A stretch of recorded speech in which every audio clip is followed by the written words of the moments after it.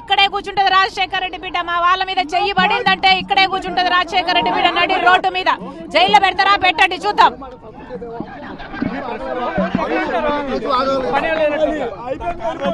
భయపడుతున్నారని అనుకోవాలి, ఏమనుకోవాలి? ఎవరి పాత్ర ఉంది అనుకున్నాను.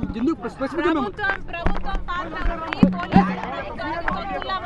మారారు. పోలీసులకు మళ్ళీ చెప్తున్నాము, రోపులు ఎత్తేయండి, మా కార్యక్రమాలు మమ్మల్ని చేసుకోనివ్వండి. ఈరోజు ప్రభుత్వము కాంగ్రెస్ పార్టీని చూసి భయపడుతున్నట్టుంది. ఈరోజు కాంగ్రెస్ పార్టీకి అధ్యక్షురాలుగా నేను ఛార్జ్ తీసుకోబోతున్న సందర్భంలో మా కాన్వాయ్ని కూడా ఆపడం జరిగింది. అంటే ప్రభుత్వం కాంగ్రెస్ నుంచి చూసి భయపడుతున్నట్టే కదా? భయపడుతున్నారా సార్? ఈ వైఎస్ షర్మిల గారు కాన్వాయ్ ఆపారు అని చెప్పి మీడియాలో కొన్ని వార్తలు వచ్చినాయి. యాక్చువల్గా మేడం ఎయిర్పోర్ట్ నుంచి బయలుదేరారు కాన్వాయ్లో. మేడం ఎదురున్న బైక్స్ అన్నీ వెళ్ళిపోయినాయి.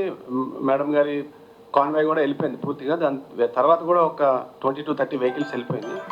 ఆ తర్వాత ఏదైతే ఒక 50 to 100 వెహికల్స్ ఉన్నాయో కార్స్, అవి మన ట్రాఫిక్ నియంత్రణలో భాగంగా రొటీన్గా మనం అన్ని ప్రోగ్రామ్స్కి చేస్తుంటాం.